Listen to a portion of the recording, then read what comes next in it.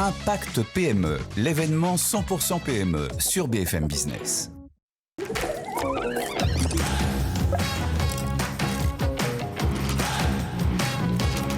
BFM Business, avec vous, les réponses à toutes vos questions dans l'entreprise.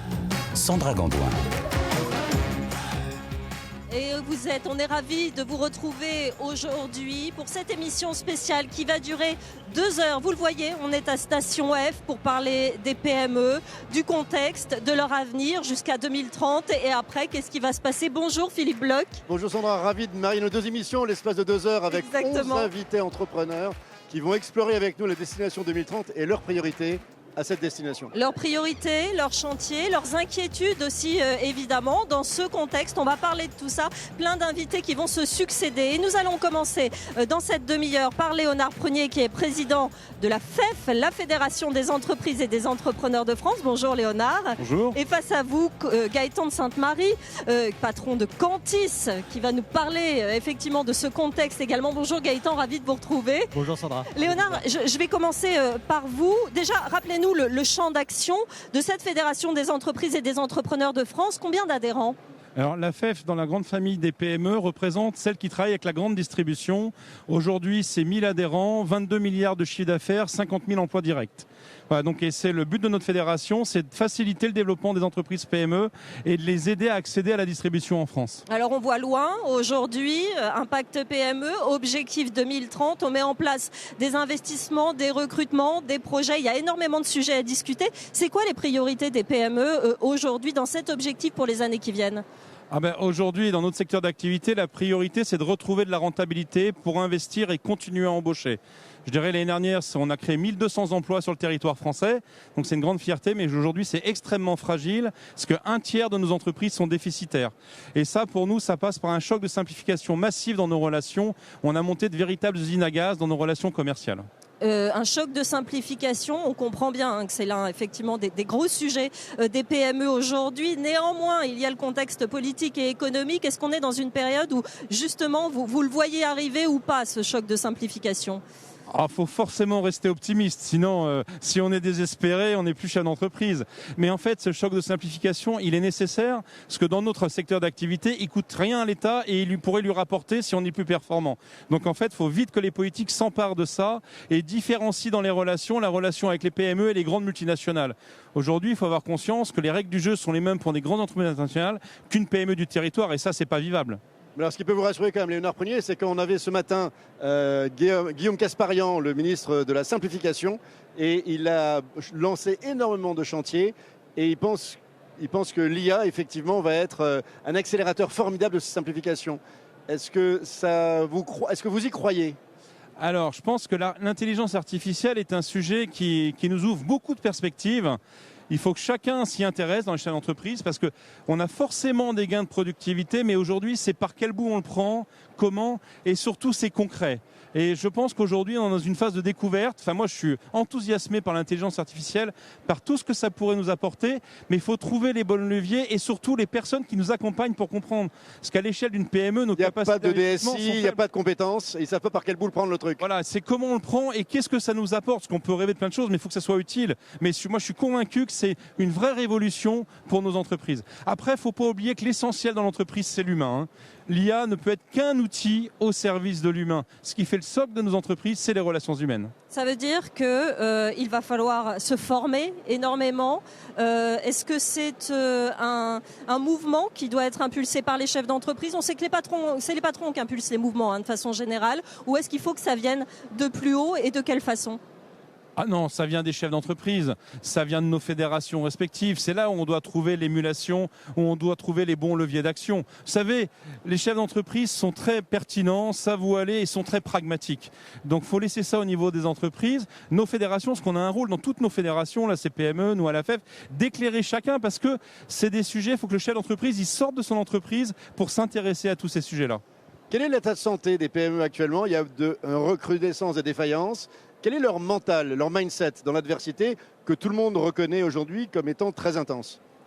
Aujourd'hui, l'état de santé est compliqué dans notre secteur d'activité. Ce que je disais, 33% d'entreprises déficitaires, ça ne fait qu'augmenter tous les ans, donc c'est une véritable inquiétude. L'investissement qui diminue. Là, on voit bien qu'on prend un choc fiscal en plus. Quand on parle de réduction des allègements de charges, ça reste une augmentation du coût du travail. Donc quand on est déjà déficitaire, c'est difficilement supportable. Donc il y a une inquiétude. Puis alors, on rentre dans la grande période des négociations annuelles qui est un rituel dans notre pays. Mais il faut qu'on arrive à recréer un choc de confiance dans les relations pour se concentrer sur le développement et arrêter cette bataille des formules de calcul, des indices qui ne créent pas de valeur. En fait, il faut que notre pays, et nous, surtout dans notre secteur d'activité, on se remette sur la création de valeur. Vous savez, le meilleur moyen de payer des impôts, c'est de créer de la valeur, c'est pas d'augmenter les taux. Alors, je vais peut-être me tourner vers Gaëtan de Sainte-Marie. Gaëtan, bonjour. Bonjour Philippe. Vous êtes le fondateur de Cantis. Vous êtes un entrepreneur qui a commencé par échouer en Australie. Rappelons cette histoire quand même. Ouais. Bah oui, la première entreprise que j'ai créée, j'avais 24 ans, j'étais à Sydney. C'était déjà une entreprise de mutualisation de moyens entre PME. Oui, parce que rappelons ce qu'est Cantis. Alors Cantis, notre métier, c'est de fédérer aujourd'hui 35 000 PME partout en France. Quand je dis PME, c'est aussi bien des artisans, des TPE, des PME, des ETI, des entreprises indépendantes, des entreprises familiales.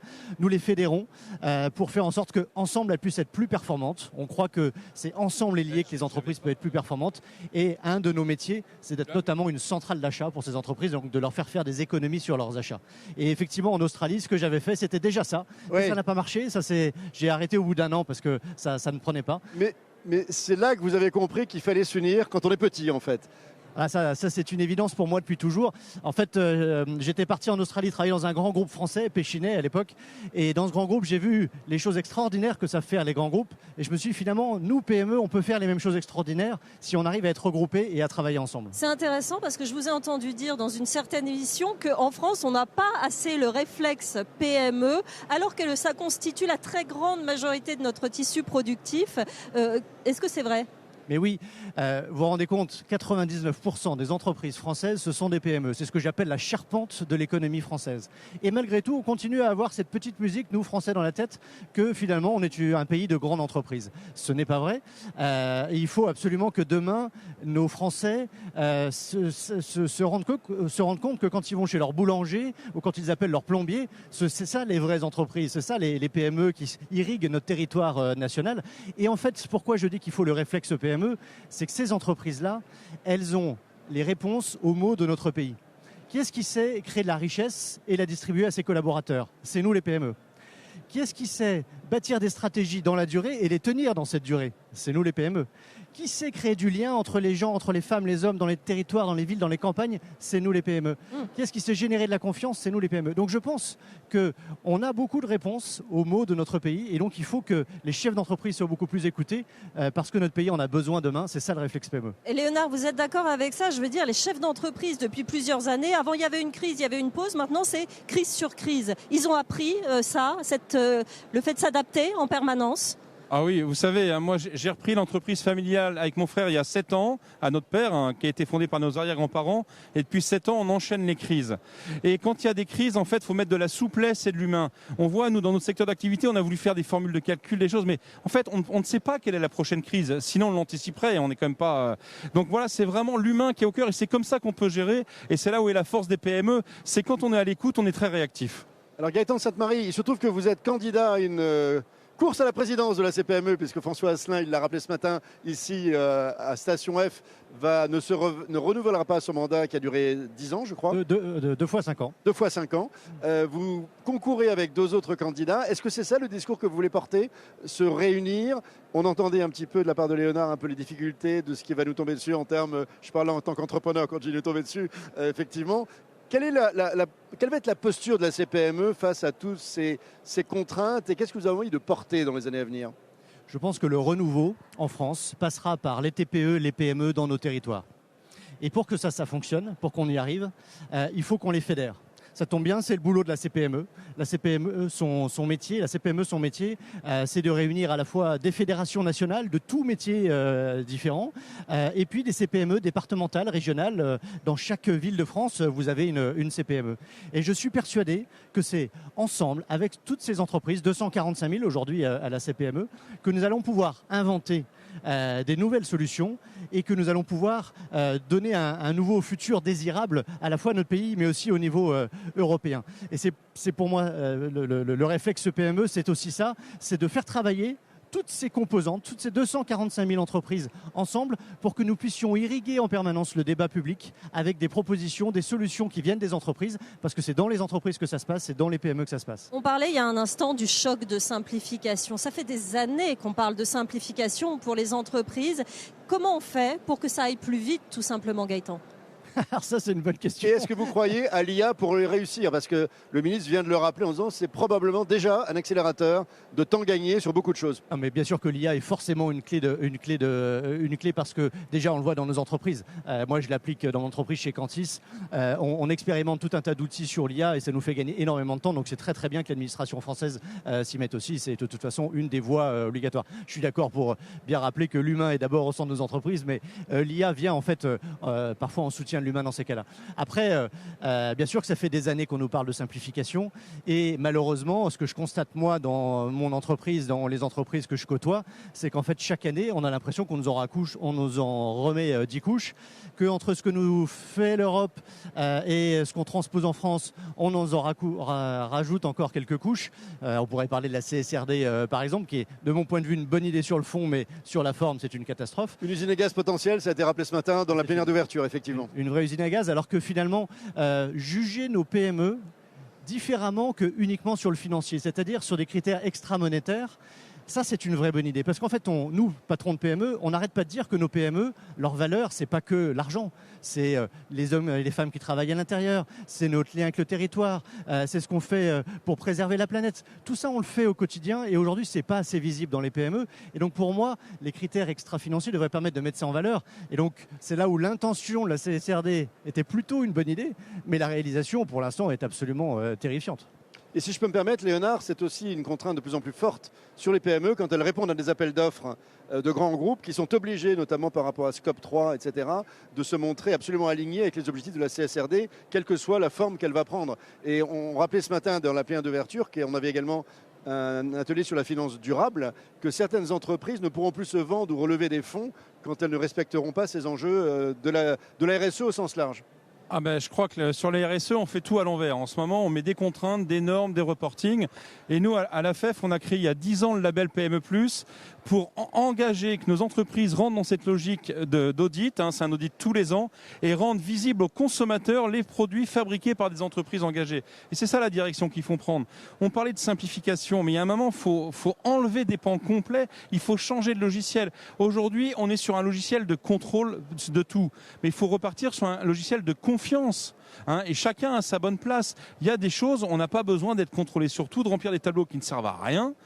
Et la CSRD en est un exemple d'une intention, mais en fait qui va n'être que des coûts, des contraintes, et on va rien investir en faisant ça. Donc il faut vraiment repartir sur la confiance et changer notre logiciel dans les relations, notamment entre les entreprises et l'État. Gaëtan, c'est vrai qu'on en demande de plus en plus à ce tissu productif, à ces PME, l'inclusion, la décarbonation, l'intelligence artificielle, le recrutement et le bon recrutement.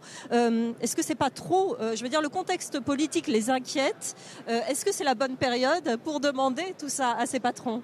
Vous savez, les entreprises, on sait très bien que pour que nos boîtes puissent se développer, il faut qu'on soit capable d'aligner 4 types de performances. La performance économique, parce que si on gagne pas d'argent, on va pas très loin. Et en ce moment, c'est bien ça qui est inquiétant, c'est que la visibilité que nous avons nous en tant que patron de PME, elle est nulle. C'est la première fois, moi, depuis que j'ai créé mon entreprise il y a 25 ans, on rentre dans une crise sans avoir absolument aucune idée de quand est-ce que globalement elle va se terminer. Avant, on avait plus ou moins cette vision-là. C'est pas vraiment la première fois. Non, mais à ce point-là, j'ai l'impression que le bout du tunnel est plus sombre que l'entrée. J'ai l'impression que c'est depuis toujours, mais je peux me tromper. Et donc, la performance économique, bien sûr, ça passe par là. Mais pour que ça marche, il faut aussi qu'on additionne la performance sociale. La performance sociale, c'est notamment former ses collaborateurs, parce que si on les forme, on les fait grandir. Si on les fait grandir, ils font grandir nos entreprises. Ensuite, c'est la performance sociétale, le lien avec le territoire. On sait qu'on a besoin de territoires riches pour que nos PME puissent se développer. Pour le dire différemment, on n'a jamais vu de PME se développer dans le désert, par exemple. Et puis la performance environnementale, parce qu'aujourd'hui on sait très bien que notre planète n'est pas un puits sans fond et qu'il faut la préserver pour pouvoir continuer à développer nos entreprises. Et donc on doit travailler sur ces 4 performances en permanence, mais pour ça il nous faut un cap, il nous faut de la visibilité. Et aujourd'hui, moi, ma crainte, c'est que, et celle que j'entends des chefs d'entreprise, c'est que ce soit au niveau européen ou au niveau français, nous n'avons plus de stratégie, nous n'avons plus de vision. Les Américains et les Chinois en ont une. On peut discuter, mais au moins ils en ont une. Nous, on a l'impression que la seule stratégie que l'on a en Europe, c'est de nous rajouter et des normes, et des normes, et des normes. Et c'est pas comme ça qu'on va s'en sortir. J'étais l'autre jour dans une entreprise qui fait du vin. Dans le Jura, les papiers qu'elle doit remplir auprès de la douane française, par exemple, pour pouvoir uniquement vendre son vin, c'est juste vendre du vin, c'est des mois et des mois et des mois de process, et c'est des dossiers qui sont épais comme ça. Il faut vraiment qu'on nous simplifie la vie, parce que nous, notre job, c'est de créer de la richesse pour pouvoir la redistribuer après. Et on vous a bien entendu. Merci beaucoup, messieurs. Gaëtan de Sainte-Marie, fondateur de Cantis et effectivement candidat à la reprise de la CPME, élection le 21 janvier d'ailleurs, je le rajoute. Et merci à vous, Léonard Prunier, président de la FEF, la Fédération des entreprises et des entrepreneurs de France. Merci à tous les deux. On continue dans un instant. On a encore 3 invités, des patrons qui vont nous dire ce qu'ils pensent et ce qu'ils vont faire avec cet objectif 2030. On se retrouve dans un instant avec Philippe Bloch. Avec vous sur BFM Business. Impact PME, l'événement 100% PME sur BFM Business.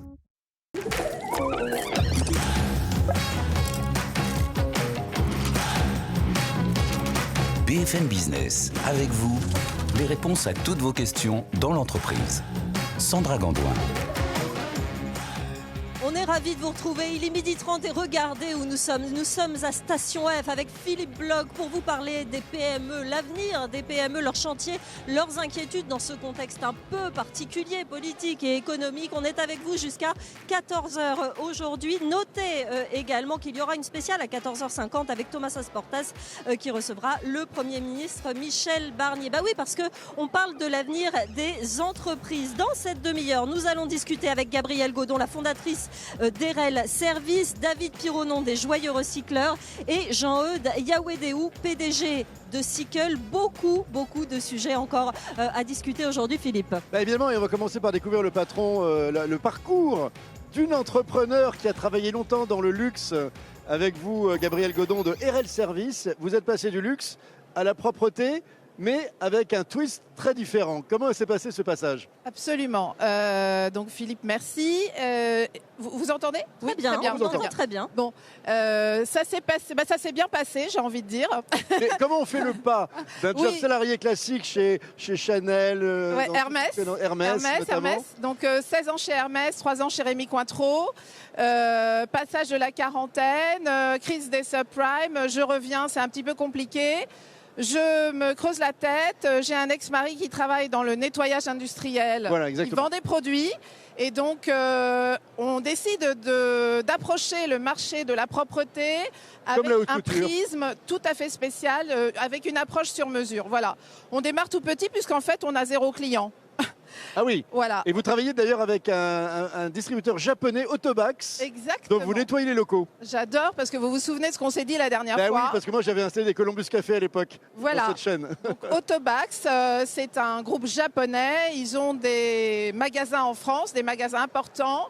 Il se trouve qu'on a l'opportunité de démarrer sur un magasin en périphérie de Paris à Rosny. Et là, l'aventure commence. Premier magasin, premier contrat, premier salarié. D'accord. Et puis, le japonais, l'exigence japonaise, moi je connais parce que j'ai beaucoup travaillé au Japon pour Hermès.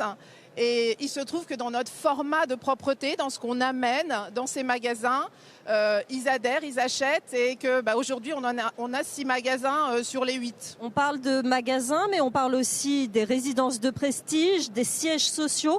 Combien au total ? Et est-ce qu'on peut faire un petit bilan ? Ça fait 13-14 ans que vous existez aujourd'hui. Est-ce qu'on peut faire un petit bilan de cette période ? Alors oui, le bilan il est déjà très satisfaisant. On a dépassé il y a 2 ans le 1 million d'euros.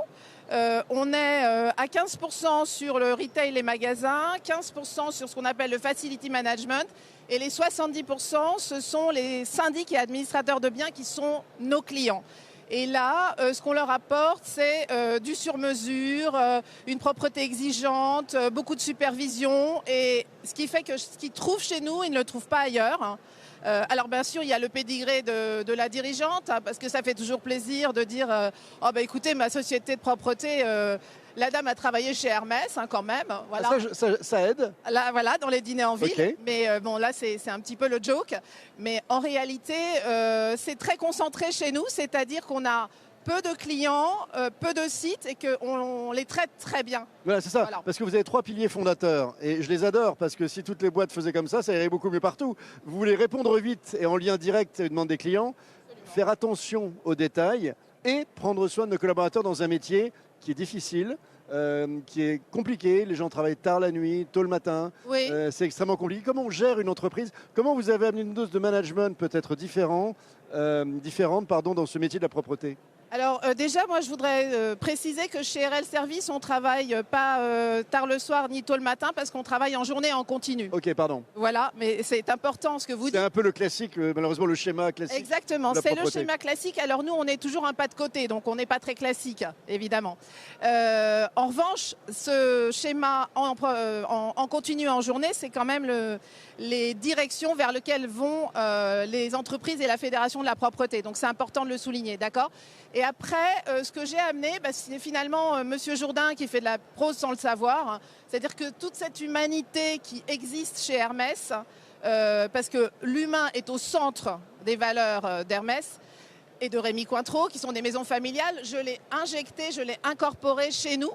Et ça m'a été parfaitement naturel de le faire et d'embarquer les gens avec une trajectoire extrêmement précise. Et finalement, on est allé jusqu'à la labellisation RSE par l'AFNOR, ce qui est très très rare en propreté. Voilà. Donc, la RSE qui est très importante finalement chez beaucoup de PME qu'on a rencontrées quand on a un petit peu programmé cette émission. Face à vous, David Pironon des Joyeux Recycleurs. Bonjour David. Bonjour, enchanté. Déjà pour commencer, vous pouvez nous présenter les Joyeux Recycleurs. On est aussi sur des valeurs très importantes, des valeurs d'humanité. Il y a de l'humain, il y a de l'insertion et puis il y a du recyclage. Expliquez-nous ce que vous faites. Oui, tout à fait. Donc les Joyeux Recycleurs ont été créés il y a 11 ans avec cette double ambition, comme vous le disiez, à la fois environnementale, donc offrir une solution simple de tri et de recyclage à destination de tout type d'entreprise, et également une ambition d'inclusion sociale à travers notamment des partenariats qu'on a avec des sociétés comme Arès Atelier, des associations comme Arès Atelier, qui vont favoriser l'inclusion de personnes éloignées de l'emploi. Donc ces deux sujets sont vraiment au cœur de notre croissance depuis 11 ans. La société a 11 ans. Est-ce que vous pouvez redéfinir ce que c'est qu'une personne en parcours d'insertion ? Alors, ça peut être une personne qui a eu un parcours d'insertion formel, c'est-à-dire que pendant une période qui peut aller de 6 mois à 2 ans, elle va être passée par une institution d'insertion, notamment Arès Atelier, comme j'évoquais, mais ça peut être aussi des associations du type Emmaüs. Et donc là, ces associations vont les aider à redevenir employables. Et donc nous, ça représente 3/4 des collaborateurs opérationnels, donc des collaborateurs qui font vraiment l'exploitation de ce qu'on offre à nos clients.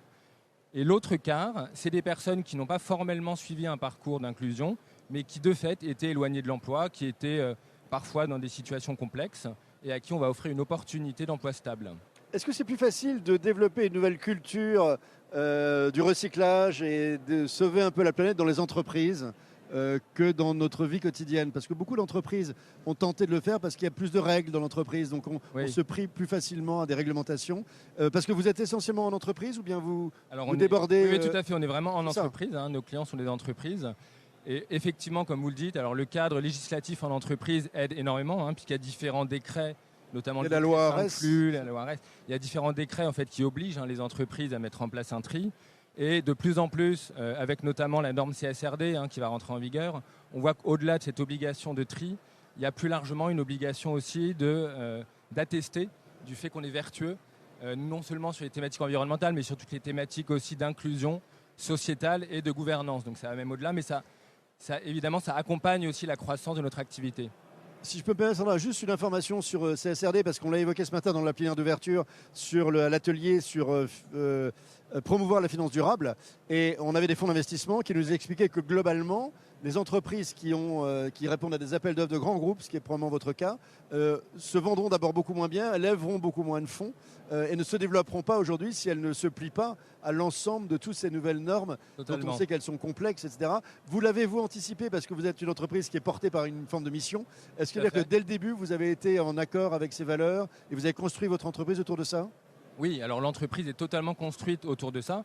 Et par rapport à nos clients qui, eux, sont soumis à cette CSRD, ce qu'on voit, c'est que ça diffuse également sur l'ensemble de l'économie, puisque finalement, les grandes entreprises doivent non seulement attester de leur activité vertueuse, mais doivent aussi attester de ce que font leurs partenaires, leurs fournisseurs. Partie Et prenante. donc dans ce contexte-là, voilà, toutes les parties prenantes, effectivement, pas uniquement les actionnaires comme c'était le cas avant, mais vraiment l'ensemble des parties prenantes dans la société.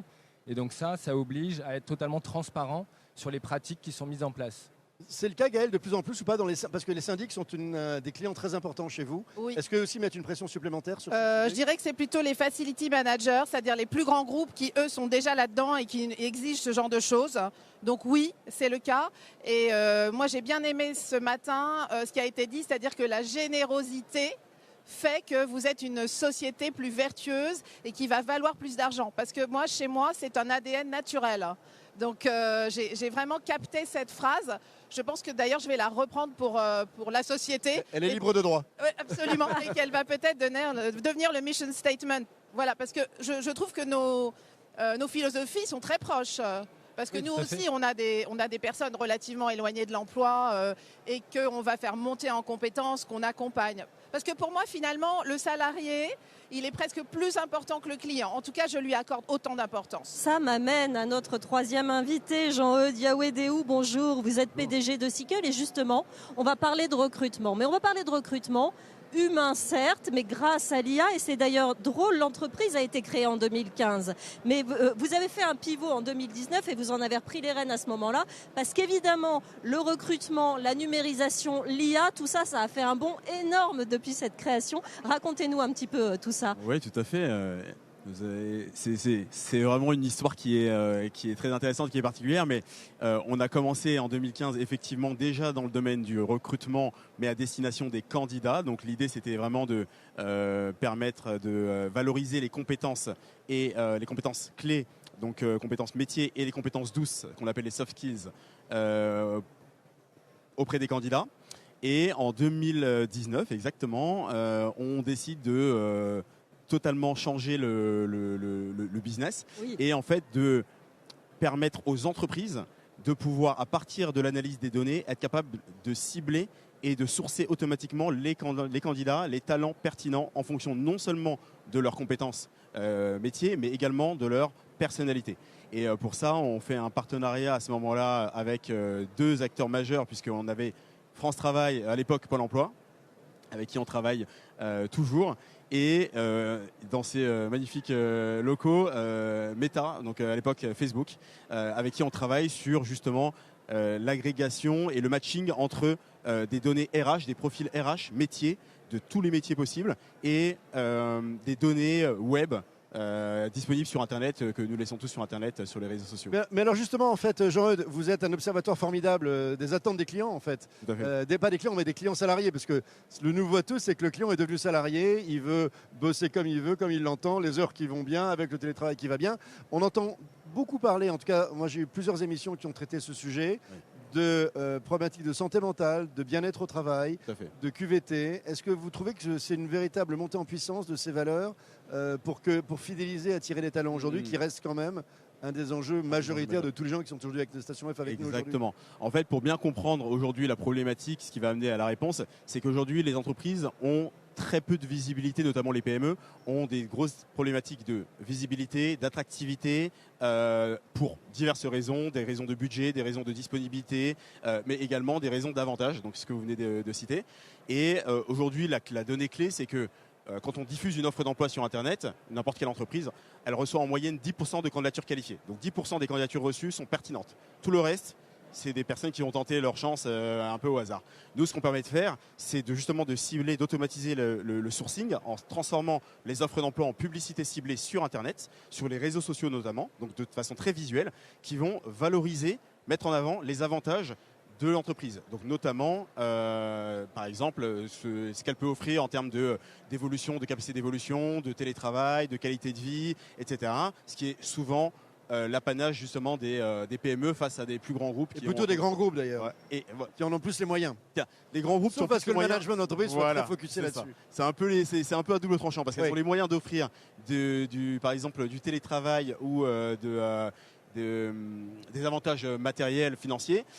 Mais les PME, elles, vont offrir de la proximité, de l'évolution, un confort de vie parce qu'on est souvent en région, etc. Voilà, ce genre de choses. Vous allez nous dire justement comment se passent vos recrutements. C'est un point essentiel des PME aujourd'hui. Gabriel, de votre côté, est-ce que vous recrutez beaucoup ou au contraire, est-ce que vous avez du mal et pourquoi ? Alors, je pense que dans le métier de la propreté, c'est très particulier parce qu'on n'a même pas le temps d'aller chez Indeed ou des gens comme ça parce que très concrètement, on nous appelle la veille pour un remplacement de gardien le lendemain. On a juste la nuit pour y réfléchir. Ça vient de m'arriver il y a 2 jours. Je vous en parle, véridique. Donc, ce que j'ai dit. Donc, moi, ce que j'essaye d'établir avec nos clients, c'est un partenariat. Ce qui fait qu'ils viennent vers nous parce qu'ils savent qu'on est apporteur de solutions très qualitatives.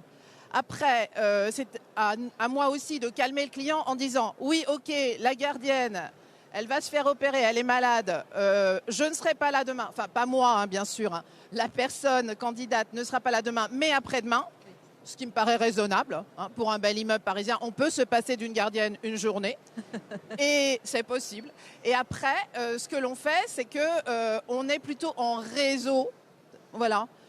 En choses formelles de ce type-là, parce que c'est injouable. Voilà. Et après, les recrutements sont très souvent communautaires. Et moi, j'ai la chance, par la politique RH que je mène, par cette certification RSE, par le volet social qui est extrêmement important, qui fait partie dans cette gouvernance des points les plus phares, d'avoir des gens qui, finalement, sont assez loyaux, parce que il y a des gens qui sont déjà depuis 12 ans dans l'entreprise. Et le fameux premier salarié, il est parti à 70 ans. C'était le premier salarié et le premier retraité, celui d'Autobax. Voilà. Donc ça se passe, on va dire bien, mais c'est une martingale un peu particulière. Jean-Eudes, vous évoquiez l'IA et les soft skills. C'est un enjeu intéressant. On parle de plus en plus de soft skills et en plus au moment où l'IA va faire plein de choses à notre place, on s'aperçoit que l'ensemble de toutes les qualités humaines, de curiosité, de bienveillance, d'empathie, de curiosité, je l'ai dit, de charisme, vont prendre une importance croissante. Est-ce que ça modifie les critères de choix des recruteurs aujourd'hui ? C'est un nouveau monde en fait aujourd'hui. Oui, totalement.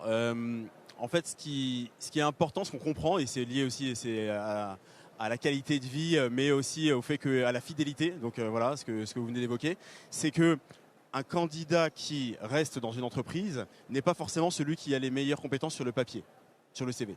Ça va être aussi celui qui va vraiment fitter, matcher avec les valeurs de l'entreprise, avec la vision de l'entreprise et qui va du coup le plus même être capable d'évoluer au sein de l'entreprise. Et ça, c'est des choses qui sont très compliquées à détecter en amont, juste avec une lecture de CV, d'où pourquoi il y a des entretiens, il y a des périodes d'essai. Mais nous, ce qu'on essaie de faire justement, c'est de donner beaucoup plus de valeur chez Sickle aux recruteurs en lui permettant, avec l'IA, d'automatiser la partie chronophage, rébarbative du tri, de la sélection, du sourcing, pour lui laisser plus de temps pour se concentrer sur l'analyse. Est-ce qu'il n'y a pas de biais justement si l'IA, avec ses propres critères à eux qui ont été encapsulés par ceux qui ont créé l'IA, qui vont trouver des critères qui ne sont pas forcément les meilleurs pour un job, parce que peut-être qu'il faut un gars qui n'a pas la compétence a priori, mais il a le truc qui va peut-être être une vedette dans l'équipe. Alors, c'est pas évident non plus. C'est pas du tout évident et c'est un vrai sujet dans le domaine.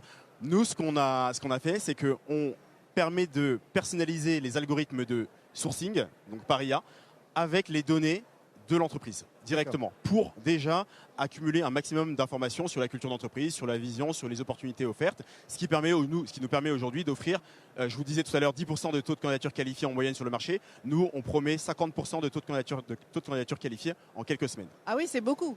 Effectivement. Ouais. David, on l'a vu, les Joyeux Recycleurs, c'est une entreprise un peu particulière. 70% de vos employés sont issus d'un parcours d'insertion professionnelle. Vos sujets de recrutement, ils prennent quelle forme concrètement ? Alors, je pense que nous, il faut dissocier 2 types de populations. Les personnes qui vont effectuer la collecte, donc les postes d'exploitation. Donc là, comme je vous le disais, on a vraiment les 3/4 qui sont issus de ces parcours d'inclusion. Donc là, c'est quelque chose d'assez formalisé, d'assez cadré. Et ensuite, on a les populations, on va dire, plus de bureaux, entre guillemets, où là, on va être justement très ouvert, on est moins dans de l'inclusion, mais on est vraiment dans la diversité. Donc on va vraiment accueillir des parcours de personnes qui ont des convictions, qui adhèrent aux valeurs de la société, et peu importe, j'ai envie de dire, leur parcours précédent. On va vraiment se centrer sur les personnes, les soft skills, comme vous l'évoquiez, beaucoup plus que sur des cases à cocher dans un CV, comme ça pouvait être le cas dans d'autres sociétés dans lesquelles j'ai travaillé avant. Moi-même étant un bon exemple, puisque moi j'ai travaillé plus de 20 ans dans la tech, dans le digital, avant de rejoindre les joyeux recycleurs en tant que directeur général. Donc il y avait un vrai enjeu aussi de la part du président qui m'a recruté, de miser sur une personne qui finalement n'avait pas forcément un profil de connaissance, d'expert du secteur, mais qui a priori avait des valeurs communes avec celles des joyeux recycleurs. Ouais. Pardon, Elia change la donne ou pas pour vous en matière de recrutement ou pas encore? Alors, pas encore, mais on va peut-être en discuter après. Ah oui, Mais oui, c'est fait c'est pour à ça que sert Impact PME. Donc, C'est pour ça. nous faisons des rencontres ici. Gabriel, vous vouliez Gabriel. intervenir? Oui, je voulais intervenir parce que vous dites que vous n'aviez pas forcément le profil. Moi, j'avais carrément pas le profil du tout. Et donc, c'est ça qui fait toute l'originalité de la démarche. Vous voyez, du luxe à la propreté, les gens, la première question, c'était celle de Philippe. Et après, finalement, si on s'interroge, est-ce que c'est si loin? Parce que dans le luxe, il faut que les choses brillent, qu'elles soient dans l'excellence, dans une propreté impeccable. Et donc, moi, je n'ai pas la prétention d'amener du luxe, mais en revanche, cette approche sur mesure, elle est complètement dans l'ADN du luxe. Donc finalement, j'arrive avec ces valeurs que j'ai apprises auprès de Jean-Louis Dumas Hermès Bien sûr. à reformater quelque chose de très particulier. Parce que ce qui est important pour moi, c'est de donner de la valeur à des métiers qui sont assez oubliés, sous-valorisés, sous-estimés, etc. Vous voyez ? De créer cette valeur. Et ils en ont beaucoup plus. Alors, ils ont quand même été révélés pendant le Covid, mais ils en ont beaucoup plus que ce que l'on peut en dire en général. Voyez. Donc, vous avez raison, vous êtes dans un secteur très particulier. La propreté, vous l'avez dit, il y a des horaires, il y a de la pénibilité. Enfin, je veux dire, c'est quand même pas un métier facile. J'ai une question très bête à vous poser, mais cette semaine, il y a eu la création du Next Woman 40. Vous êtes une femme patronne. Et je suis désolée de vous poser la question, mais on a un vrai problème au niveau des patrons par rapport à la féminisation. Est-ce que vous recommanderiez à des femmes, à des jeunes femmes qui veulent se lancer dans le travail, de devenir patronne, et pourquoi en fait, pourquoi c'est intéressant d'être patronne finalement aujourd'hui, de créer sa boîte? Moi, j'avais pas la vocation de créer ma boîte, mais oui, je le recommanderais. Alors, moi, j'ai parcours classique, HEC, puis ensuite, grands groupes familiaux quand même. C'est un peu différent. C'est un peu différent. Mais Le capitalisme lent. Exactement, capitalisme lent. Donc, on est chez soi. 2, on ne fait pas de réunion, on ne fait pas de COMEX, on ne fait pas de CODIR. Donc ça, j'ai adoré ce matin parce que je me suis dit, waouh, quelle agilité. Donc on est dans l'agilité permanente. Ce que je vous ai raconté là, c'est-à-dire qu'on trouve une solution, on me la demande la veille, je la retrouve le lendemain. Jamais vous pouvez faire ça dans un grand groupe, ça n'existe pas. Oui. Vous avez 150 signatures, un comité de pilotage, etc. Donc il y a cette liberté, je pense, cette volonté de croître et d'être avec son propre impulseur. D'accord. Et ensuite, d'amener du bien commun. Moi, ce que j'essaye de faire, et ce qui me semble très important, c'est que j'amène de la valorisation et du bien commun. Et probablement que si j'ai ma place aujourd'hui à la CPME et au comité exécutif, c'est parce que sur les 15 000 entreprises, parce qu'on est 15 000 au plan national, je crois que ce pas de côté que je fais et cette valorisation, Philippe Joanny qui est le président de la FEP, l'a repéré d'une certaine manière. Et vous voyez, ça apporte vers le haut, ça tire vers le haut. Vous avez trouvé votre why. Aujourd'hui, vous êtes passé d'un groupe qui fait plusieurs milliards de dollars ou d'euros de chiffre d'affaires à une entreprise qui en fait 1,3 million avec 30 ETP. Il y a une question que j'adorais poser dans mon émission. 21 ETP, 30 collaborateurs. Ah, on ne peut pas s'absenter, alors j'avais un autre chiffre, moi. Une question que j'adorais poser dans l'entreprise BFM quand quelqu'un comme vous se lançait du confort à l'inconfort. Oui. Est-ce qu'il le regrette? Absolument pas. Non, mais le truc le plus dingue, tout le monde me répondait toujours ouais, je regrette de ne pas l'avoir fait plus tôt. Oui, Est-ce que vous le ressentez aussi? Je dirais que non, parce que j'étais très contente de mon évolution au sein d'Hermès et de Rémy Cointreau. Ça m'a permis de voyager dans le monde entier dans des conditions exceptionnelles bien sûr. Et de rencontrer des gens extraordinaires. Donc non, mais par contre, jamais je ne referai le chemin inverse. Jamais. J'ai la Vous même m'y attendez question. un peu. Oui, même question, Jean-Eudes, David. Jean-Eudes. Non, oui. Alors, évidemment, Absolument pas. Moi, je recommence vraiment à tout le monde de se lancer dans l'entrepreneuriat. Il y a énormément de différents types d'entrepreneuriat, hein. On peut être un solo entrepreneur, micro-entrepreneur, même ou jusqu'à diriger une grande entreprise. Mais c'est une expérience qui est absolument particulière et que quand on ne l'a pas vécu, c'est très, on peut pas comprendre. Qu'est-ce qu'on dirait aux gens qui nous écoutent, qui n'ont pas envie d'y aller parce qu'ils n'osent pas encore? Vous leur dites quoi en 2 mots pour y aller quand même? Allez-y, parce que dans tous les cas, vous n'avez rien à perdre. Voilà. David, même réponse? Oui, même réponse, je ne regrette pas du tout. C'est une très belle expérience humaine, on apprend énormément et on apprend d'autres choses, d'autres dimensions. Merci à tous les trois. Ça passe trop vite, évidemment. Jaude, le mot de la fin. Oui, je voulais juste rebondir sur ce que vous disiez tout à l'heure en parlant des profils à faible valeur ajoutée, on va dire, les profils ETAM. C'est vraiment quelque chose qui aujourd'hui dans notre pays, qui sont vraiment sous-valorisés et qu'il faut qu'on arrive à les faire ressortir. Donc, et c'est le recruteur qui parle. Jean, merci beaucoup. Merci à tous. C'est Gabriel Godon, les RL Service, David Pirodon, les joyeux recycleurs, Jean-Eudes Yaoué, Déou, Sickle. Merci à tous les trois d'être venus nous voir sur cette émission spéciale Impact PME. Où on vous retrouve dans quelques petites minutes. Restez avec nous. Merci à vous. Avec vous sur BFM Business. Impact PME, l'événement 100% PME sur BFM Business.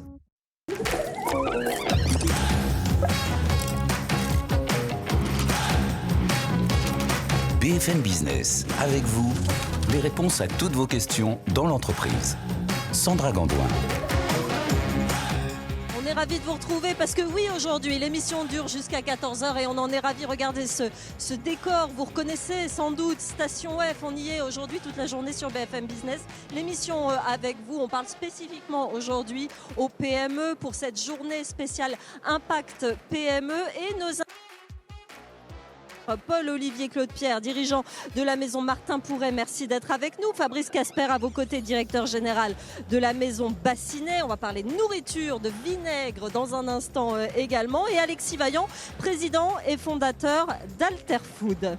3 entrepreneurs, 3 parcours différents et surtout qu'avec Alexis, on se connaît depuis longtemps. Parce qu'à l'époque de mon entreprise Columbus Café, vous aviez déjà plein de produits sympathiques que vous distribuiez. On avait bossé ensemble à l'époque. C'est une société française de distribution de marques alimentaires naturelles et bio sur le marché du snacking, de l'épicerie et de la boisson.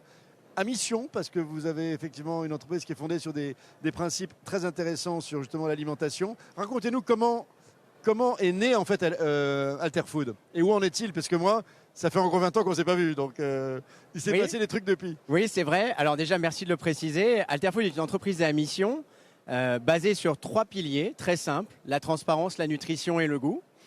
C'est une entreprise qui est née il y a 15 ans, en 2009, d'une idée toute simple au fond et assez pragmatique, une volonté de proposer des meilleurs produits aux consommateurs, des produits plus engagés, des produits plus sains, et particulièrement sur les boissons et sur les soupes aussi, puisqu'on est reconnu pour nos soupes Marcel Bio aujourd'hui. Donc c'est 15 ans d'histoire. Comme tu le sais, en 15 ans, c'est un peu les montagnes russes. Absolument. Vous allez tous les trois nous raconter tout ça, hein. On compte sur vous. On a des moments exceptionnels, des moments plus difficiles. Et aujourd'hui, j'ai envie de dire que ça va plutôt pas mal, puisqu'on sort d'une période très dure, une période post-Covid qui était très compliquée. Parce que le snacking, tout ça à l'époque... il y a eu 2 effets. Il y a eu l'effet les restaurateurs, le snacking sur lequel on a souffert. Le bio également a beaucoup souffert. Il remonte un peu. Et il y a également eu un effet inflation très important pendant 2 ans, ce qui nous a amené à nous réinventer nos produits, réinventer notre entreprise. Et je pense que là, on est en train d'écrire les 5 prochaines années, mais on en parlera sûrement après. C'est le sujet de cette journée, puisque c'est Destination 2030. Quelles priorités? Tu vas bien sûr nous raconter quelles sont tes priorités pour les 5 ans qui viennent, mais je laisse Sandra prendre la main. C'est intéressant parce que vous avez tous les 3 des entreprises qui sont en lien avec l'aliment, avec l'alimentaire. Ce sont des notions qui ont énormément évolué, Alexis, ces dernières années. Est-ce que le business s'est simplifié ou complexifié? Justement, il y a des normes qui tombent en permanence, il y a un contexte économique, politique. Vous diriez que ça va mieux qu'avant ou c'est pire? Ah non, c'est beaucoup plus compliqué qu'avant. On est quand même dans un système économique aujourd'hui qui a vraiment tendance à complexifier les choses. On enchaîne les lois sur les lois sur les lois sur les lois qui font qu'on devient plus des techniciens, des légalistes que vraiment faire nos métiers. Donc le métier est de plus en plus difficile. On s'adapte parce qu'on est des entrepreneurs, on est des PME, on est agile, on sait s'adapter. Mais je pense, je ne sais pas si c'est mon rôle, mais qu'il y a un vrai besoin de simplification d'une manière générale. Et c'est une certitude, c'est de plus en plus complexe de gérer nos PME aujourd'hui avec l'enchevêtrement de lois qu'on rencontre. En face de vous, il y a Paul-Olivier Claude-Pierre, dirigeant de la maison Martin Pourret, dans une région de vinaigre, on va le dire, la magnifique région, devrais-je dire, d'Orléans. Parlez-nous de cette maison Martin Pourret, qui est bicentenaire, plus que bicentenaire finalement. Que vous avez repris en plus. Oui. Alors racontez-nous. Belle maison qu'on a repris il y a maintenant 5 ans, maison qui a été créée en 1797, qui fait partie des plus anciennes entreprises de France et qui est spécialisée historiquement dans le vinaigre et depuis quelques années maintenant plus largement dans les condiments 100% français, donc vinaigre, moutarde, mayonnaise, ketchup, d'ailleurs mayonnaise qui vient d'être saluée et en gagnant le championnat du monde de l'œuf mayonnaise. Mais oui, il y a quelques jours. Bah oui, il faut le dire quand même. Incroyable. Un truc intéressant, vous étiez avec votre associé actuel, loin de France, et vous avez repéré cette pépite et vous avez décidé de changer complètement et de devenir entrepreneur. Vous l'étiez déjà avant, à l'époque, tous les deux, ou vous étiez dans les grands groupes? Non, on travaillait dans des grands groupes, histoire classique de deux quadras qui cherchent du sens et qui veulent se lancer dans l'aventure entrepreneuriale. Et effectivement, on est tous les deux revenus de l'étranger pour prendre en main cette très très belle maison. Avec la même envie, les mêmes envies? Avec les mêmes envies, envie de faire briller la gastronomie française, l'envie de, un petit peu comme notre collègue, d'offrir une alimentation toujours plus gourmande et toujours plus saine et vertueuse aux consommateurs. Et juste une question, comment on repère du bout du monde une pépite à Orléans qui s'est avérée... Parce que c'est une magnifique région, Philippe. Mais bien sûr, mais encore faut-il la spotter et l'acheter. Est-ce que c'était difficile parce qu'elle date quand même de 1797? Oui, alors il y a eu différentes étapes, comme on peut l'imaginer. Ça n'a jamais été simple. Ça n'a jamais été simple de racheter une entreprise. Mais pour la petite histoire, la façon dont on l'a spoté, c'est en allant tout simplement à la grande épicerie de Paris. Et de repérer comme ça les jolies petites pépites, un petit peu endormies. Et voilà, d'avoir un regard acéré, comme le vinaigre, sur ce type de marque. Elle était à vendre ou bien vous avez dû convaincre quel type d'actionnariat? Il était plus familial à l'époque? C'était familial. On a acheté à la 6e génération de la famille Martin. Donc il a fallu effectivement faire la danse du ventre et convaincre. Et vous êtes d'accord, vous avez constaté, comme Alexis le dit, cette complexification de la vie de l'entrepreneur ces dernières années spécifiquement? Oui, alors même si nous, ça fait que 5 ans qu'on est entrepreneur, mais effectivement, on prend en pleine face cette complexité. Et puis, ce qui est terrible, on aura peut-être l'occasion d'y revenir, en plus de la complexité, c'est aussi parfois ce manque de transparence et ce manque de support parfois du politique sur la nécessité de créer les conditions d'une compétition qui soit plus saine entre des grands groupes et des PME qui essayent d'être vertueuses en cultivant du français, en fabriquant en France et dont les prix sont forcément plus chers. Et on parle souvent de taxation, essayons peut-être de taxer les groupes qui ne sont pas aussi vertueux que nos jolies PME françaises. Oui, c'est une des solutions. Effectivement, à vos côtés, on va en parler avec vous aussi. Fabrice Casper, vous êtes directeur général de la maison Bassinet. On parle ici de confiserie, de fruits secs. Expliquez-nous ce que vous faites en réalité. Eh bien, Sandra, écoutez, nous sommes une entreprise familiale basée dans la Loire et nous sommes sélectionneurs avant tout, puis préparateurs, conditionneurs de fruits secs, oléagineux et également on a étendu nos gammes à de la confiserie. Voilà. Donc nous sommes 20 collaborateurs et je profite de l'occasion pour saluer le travail incroyable que l'ensemble de l'équipe peut réaliser depuis la plaine du Forêt. C'est pareil, vous êtes dans un domaine où il faut innover en permanence. Vous avez des normes sur le dos qui s'accentuent année après année. Comment on fait pour gérer ça au quotidien quand on est patron ? Alors on s'entoure, on tâche d'être polyvalent et d'être bien entouré, de créer un écosystème autour de nous qui va nous apporter de la compétence, qui va nous permettre d'avoir une technicité que les grands groupes peuvent avoir en interne. Mais forcément, c'est très chronophage. Forcément, ça nous éloigne du cœur de notre travail. Et on aimerait en effet pouvoir consacrer plus de temps à aller chercher de l'innovation, des clients, plutôt que d'aller chercher ces compétences qui ne provoquent pas de business. Oui. Alors, justement, à propos de vos clients, Fabrice Casper, qui sont-ils? C'est la grande distribution? Très majoritairement, à 98% pour notre part. Oui. On sait que les relations ne sont pas faciles avec eux. On rentre toujours dans des périodes où on négocie. Je ne sais pas où vous en êtes d'ailleurs. C'est la fin de la période, c'est le début de la négociation. Je suis un peu paumé là. Vous en êtes où là-dessus? Alors, je crois pouvoir partager le même agenda que mes confrères. On est au début des négociations. Racontez-nous. Parce que ça aussi, c'est dans la vie de marques, peut-être pas comme celle d'Alterfood, mais dans des métiers comme les vôtres, messieurs, où on a une cible prioritaire qui est la grande distribution. Il faut quand même être costaud. Enfin, c'est notamment quand vous êtes d'entreprise de taille, non pas modeste, mais vous êtes des PME. C'est pas facile de se battre. Alors, comment on lutte? Alors, on lutte avec agilité, avec la mise en avant d'innovation, avec un dialogue que l'on construit toute l'année avec la grande distribution. On a une relation avec nos acheteurs avec laquelle on construit nos offres. C'est pas un métier facile, mais ça reste un métier humain. La relation humaine, encore une fois, est au cœur de nos échanges. Et cette relation humaine, elle nous permet aujourd'hui de nous différencier, de nous distinguer, de mettre en avant nos forces. Et par contre, est-ce qu'elle évolue cette relation? Parce que moi j'ai quand même le souvenir, il y a des films qui traitaient de cette image avec le néon blafard, avec le gars qui vous fait peur, l'acheteur du truc, qui vous fait comprendre que vous êtes un minable par rapport à la grande surface. Comment on gère? Est-ce que ça change ou pas? Est-ce que les grands groupes, les 4-5 grands groupes français, grands distributeurs qui sont vos clients principaux, est-ce qu'ils évoluent vers plus d'humanité, de concertation? Vous avez le droit de tout dire. Oui, absolument, on est libre ici, totalement libre. Alors, j'ai tellement vu ça, là on a deux experts, donc je veux savoir aujourd'hui comment ça se passe. Bah écoutez, ça se passe plutôt bien. Hein. On pense tous aux box. On a tous cette image, rassurez-moi. cette image, oui. Mais pour autant, ça se passe bien. On parle de plus en plus de discernement entre les grands groupes, les multinationales et les PME.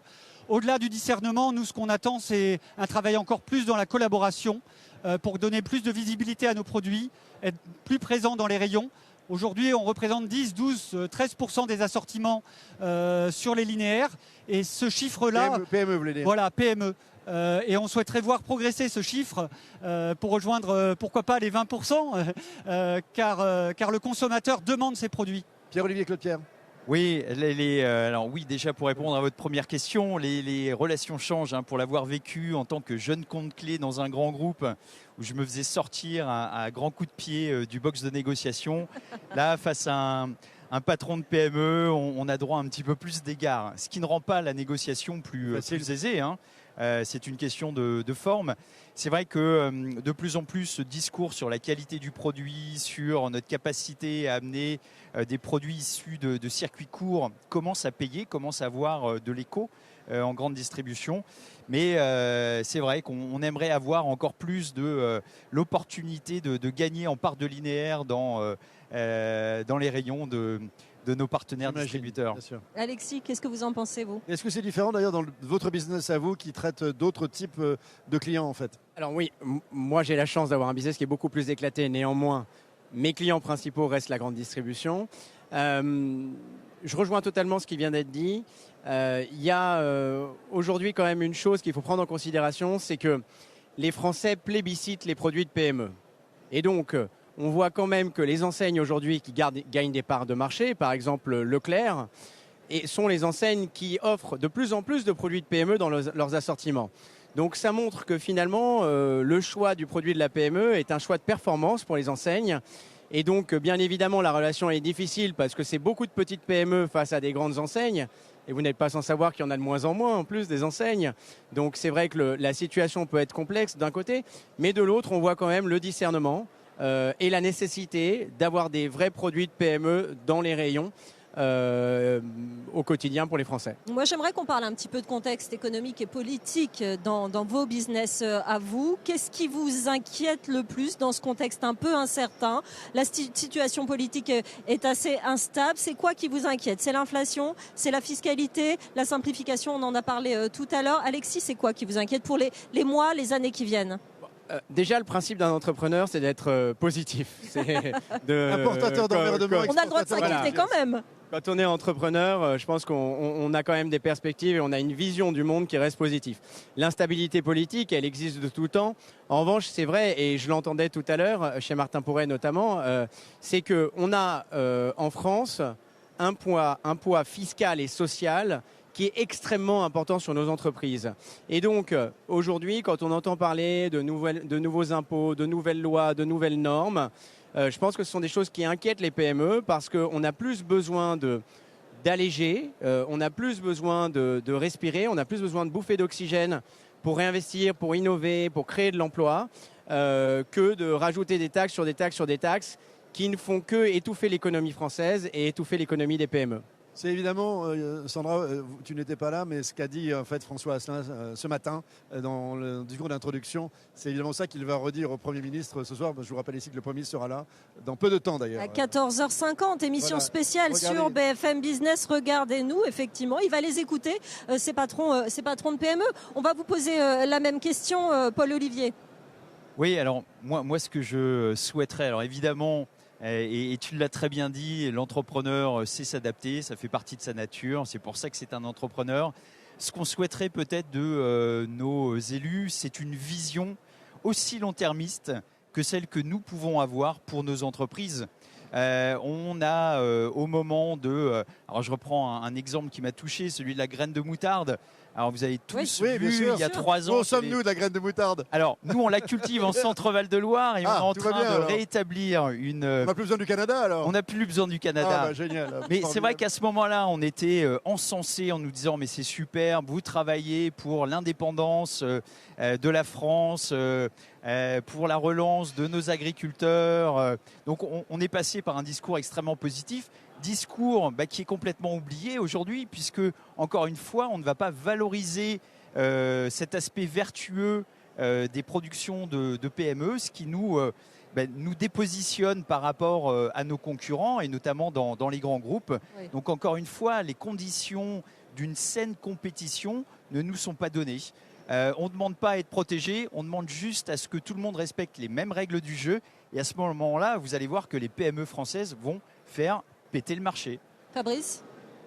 Oui, alors je rejoins tout à fait les propos de mon collègue. Pour ce qui est de développer pour notre visibilité, donc nous ce qu'on recherche c'est un juste rapport qualité-prix. On cherche un juste rapport qualité-prix parce que, comme on l'a très bien dit, on veut pouvoir financer sur le long terme. Un investissement, un industriel, l'outil de production, c'est du long terme. Et on ne peut pas se contenter d'avoir une vision à 1 an, 2 ans. Il faut que nos partenaires, que ce soit les règles fiscales, les règles législatives ou que ce soit la grande distribution, il faut qu'on arrive à projeter notre entreprise et à l'échelle du temps qui est le temps industriel. Voilà, donc... Alexis Vaillant, tu évoquais en fait les PME qui ont la cote auprès du grand public. Est-ce que le Made in France est important ou pas? Parce que je ferai une parenthèse après, mais j'ai reçu la semaine dernière Guillaume Gibault, qui fait le slip français, qui est l'une des icônes en fait du Made in France, qui est aujourd'hui en train de pivoter parce que malheureusement, il est connu des 2 tiers des Français, il fait 20 millions d'euros de chiffre d'affaires, mais il fait que 20 millions d'euros de chiffre d'affaires et il a un vrai problème, c'est que la boîte ne grandit pas parce qu'on ne peut plus vendre des slips à 45 euros. Et il est en train de se dire, si je n'arrive pas à les mettre à 25, ma boîte est condamnée. Donc c'est vrai que le Made in France, c'est très demandé, mais comment on le gère? Et chez vous, messieurs, est-ce que vous êtes totalement Made in France? Toi, tu n'es pas forcément Made in France? Moi, je suis 80% Made in France, mais effectivement, on travaille à l'échelle européenne aujourd'hui. Le Made in France est incontournable. En fait, ma vision du Made in France, c'est déjà, c'est le dynamisme du tissu économique du pays. C'est extrêmement important. Et d'ailleurs, quand j'entendais les propos tout à l'heure, il ne faut jamais oublier qu'une PME française, 85-95% de son chiffre d'affaires, il est fait en France. Oui. Une grande entreprise, une multinationale, c'est 5% du chiffre d'affaires qui est fait en France, maximum. Donc à un moment, quand on parle de règles du jeu et quand on parle de territoire français, c'est important aussi de le remettre dans le contexte. Ça, c'est le premier point. Le deuxième point, c'est qu'il en va du dynamisme de notre pays. Il est très important d'être en capacité à la fois de produire en France, mais de produire en France de manière compétitive et de redonner à toute notre économie un souffle. On parle souvent de désindustrialisation. Effectivement, il y a d'autres pays qui sont beaucoup plus avancés. Moi, je pense qu'on a encore notre mot à dire sur le sujet. Nous sommes à la fois des PME dans l'agroalimentaire, on est aussi des industriels d'une manière ou d'une autre. Moi, je transforme et je produis mes soupes. Donc, je suis un tout petit industriel. Ouais, bien sûr. Mais je contribue à alimenter un écosystème. Et je pense que c'est l'addition de ces écosystèmes qui font la force d'un pays et la force d'une économie. Donc, le Made in France, c'est très important et on le défend. On peut gagner de l'argent en faisant du Made in France dans l'alimentaire aujourd'hui. Bien évidemment, et c'est un ressort formidable. Les Français, le premier acte d'achat d'un Français, c'est le prix. Le deuxième acte d'achat d'un Français, c'est la France. Fabrice ? Oui, et je voulais rebondir sur ces propos en parlant de véritables enjeux de souveraineté alimentaire. L'outil et nos PME, les tissus économiques que l'on crée au travers de nos territoires nous permettent de sécuriser et il faut encourager cette souveraineté alimentaire. Est-ce que cette survie, Paul-Olivier, vous êtes sur du super premium. Vos produits sont très prisés, vous avez beaucoup travaillé. On parlait de graines de moutarde tout à l'heure, mais est-ce qu'il faut passer à ce niveau-là pour avoir une bonne économie, une chance de survie dans ce contexte ? Alors, déjà, avant de répondre directement à votre question, n'oublions jamais que acheter français, c'est financer nos emplois, c'est financer notre modèle social dont on parle tellement et qui coûte si cher. Donc si on prend tous en main ce combat et si le consommateur s'empare de ce Made in France en achetant français, il va financer ses emplois et son modèle social. Est-ce qu'on est, pour répondre à votre question, obligé de monter sur du très haut de gamme pour pouvoir survivre quand on fait du 100% français ? Non, ça n'est qu'une des solutions à la disposition d'un entrepreneur. Ça ne devrait pas être la seule et unique solution. Le Made in France doit pouvoir être consommé et acheté par le plus grand nombre. Oui. Il faut par contre créer de la valeur en étant le plus innovant possible. On évoquait ce matin, en fait, pendant la plénière d'ouverture, cette fameuse norme CSRD. Je ne sais pas ce que ça vous parle, messieurs, CSRD. Non, parce que j'aimerais savoir quelle est, quand on est en posture d'une PME de 10, 15, 20 millions d'euros de chiffre d'affaires, comment on appréhende cette nouvelle norme qui va nous tomber dessus, qui a déjà démarré et que la France est en train de retranscrire. Il y a un énorme débat, vous le savez, autour du fait que la France est l'un des rares pays qui a accepté de retranscrire tout cela. 17 pays européens ne l'ont pas fait.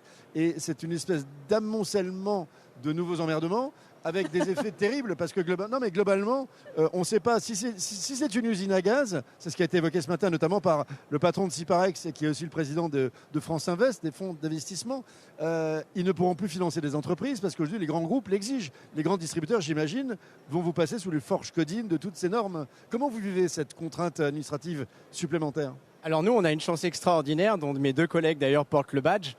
C'est le label PME+, qui est un label d'entrepreneurs, qui est le label de la FEF, de la Fédération des entreprises et entrepreneurs de France, qui, devrais-je dire, nous a fait prendre un petit coup d'avance. C'est-à-dire qu'en étant PME+, on a choisi d'être très avancé sur la RSE, de travailler un certain nombre de KPI à l'intérieur de nos entreprises pour prendre un coup d'avance. Bien évidemment, c'est jamais suffisant comparativement à toutes les normes et tout ce qu'on nous demande autour de la CSRD, mais c'est déjà quelque chose qui est adapté à notre taille d'entreprise. Pour parler de la CSRD de manière stricto sensus, bien évidemment que ce sont des normes qui ne sont pas du tout adaptées à des petites entreprises. Ce sont des normes qui vont faire travailler des bataillons de consultants, on n'en a pas les moyens. Donc indéniablement, il faudra les adapter à la taille d'entreprise et à la capacité. Notamment, on parle beaucoup de trajectoire carbone en ce moment, nos clients nous en parlent beaucoup. Nous, PME, on est bien évidemment très orientés autour de ces sujets-là, mais il faut qu'on nous accompagne et qu'on nous donne les clés pour le faire. Donc, ça sera des sujets qu'on va travailler énormément dans les mois à venir. Paul-Olivier ? Oui, appelons ça comme il se doit, c'est un cauchemar, c'est un véritable cauchemar. D'autant plus que la plupart des PME françaises, comme celles qui sont sur ce plateau aujourd'hui, sont des entreprises qui sont vertueuses, qui le sont et continuent à l'être d'année en année. Donc laissons-nous un peu tranquilles, laissons-nous travailler correctement. Plutôt que de payer des armées de consultants, faisons en sorte d'encore mieux payer nos salariés et tout le monde sera beaucoup plus heureux. Fabrice ? Je crois qu'il n'y a pas grand-chose à ajouter.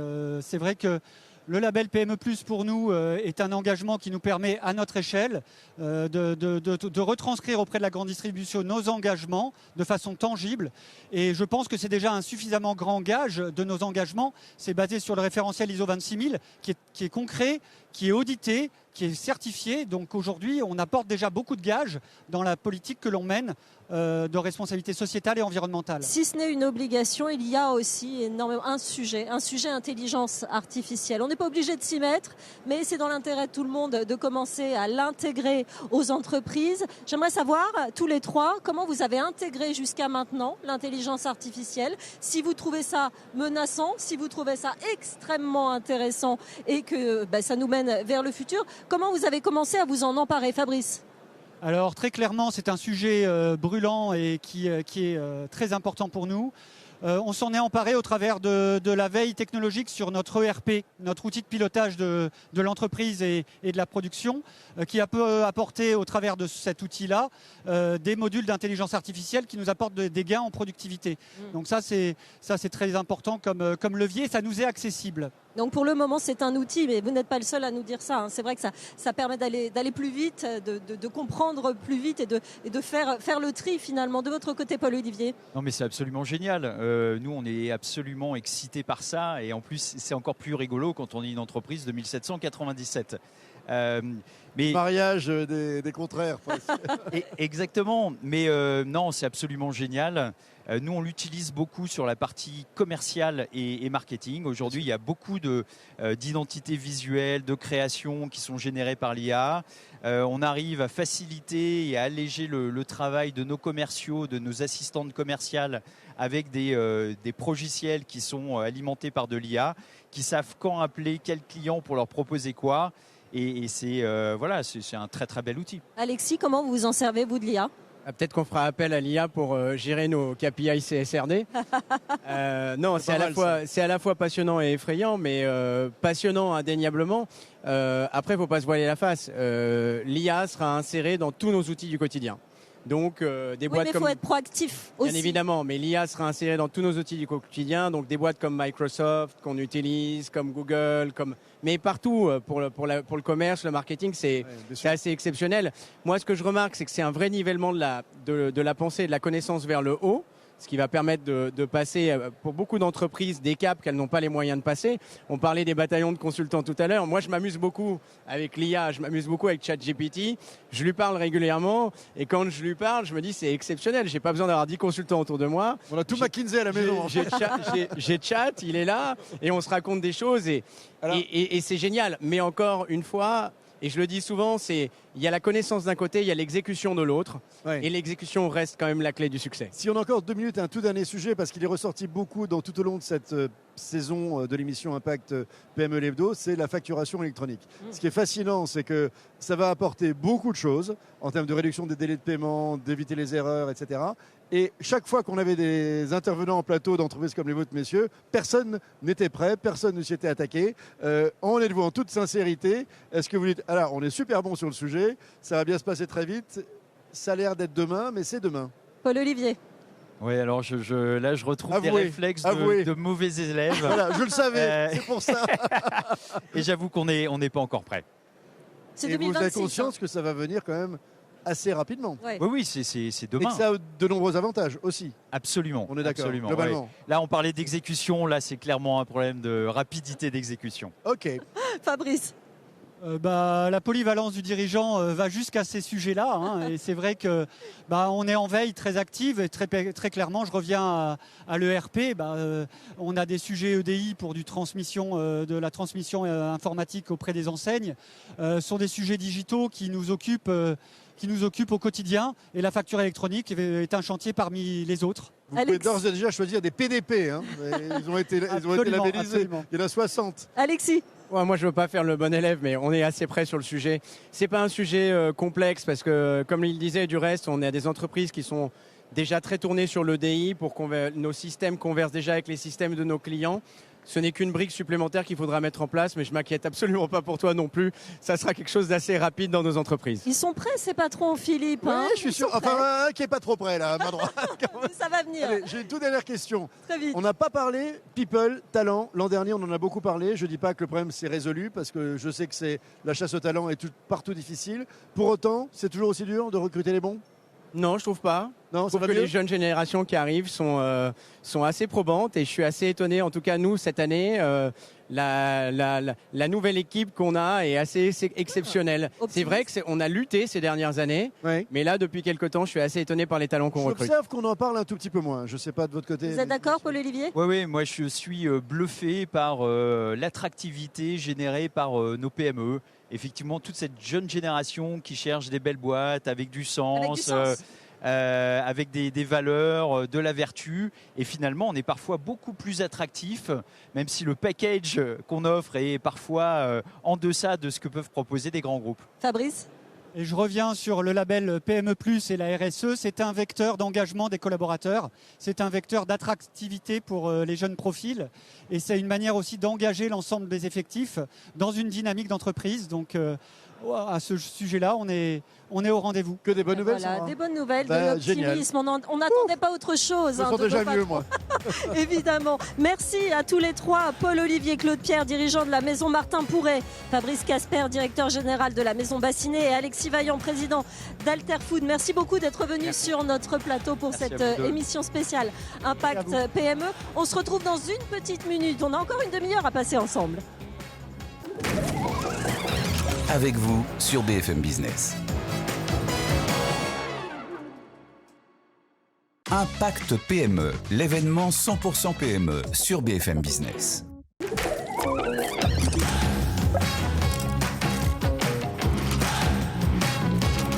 BFM Business, avec vous, les réponses à toutes vos questions dans l'entreprise.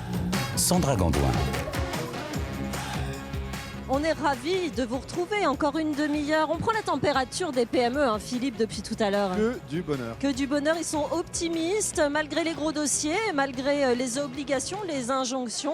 Ils ont l'envie, toujours, ces patrons de PME. Et pour cette dernière demi-heure, on va recevoir dans un instant, il sera avec nous tout à l'heure, Vincent Defrane, le champion olympique de biathlon qui a créé son entreprise de vêtements techniques, Aya, qui sera avec nous dans un instant. Clarisse Maillet d'Aérométal est avec nous également. Et Catherine Guerniou, la fenêtrière.